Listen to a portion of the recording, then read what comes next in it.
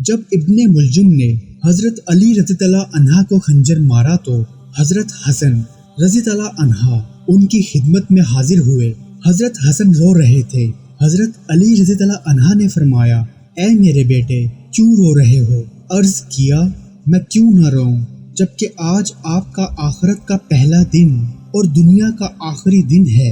حضرت علی رضی اللہ عنہ نے فرمایا، 4 اور 4 کل 8 چیزوں کو پلے باندھ لو۔ ان 8 چیزوں کو تم اختیار کرو گے تو پھر تمہارا کوئی عمل تمہیں نقصان نہیں پہنچا سکے گا۔ حضرت حسن رضی اللہ عنہ نے عرض کیا، ابا جان وہ چیزیں کیا ہیں؟ فرمایا، سب سے بڑی مالداری عقل مندی ہے، یعنی مال سے بھی زیادہ کام آنے والی چیز عقل اور سمجھ ہے، اور سب سے بڑی فقیری حماقت اور بے وقوفی ہے، سب سے زیادہ وحشت کی چیز خود پسندی ہے، سب سے زیادہ بڑائی اچھا اخلاق ہے۔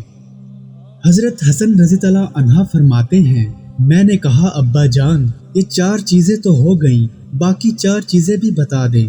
فرمایا، بے وقوف کی دوستی سے بچنا، کیونکہ وہ فائدہ پہنچاتے پہنچاتے تمہارا نقصان کر دے گا۔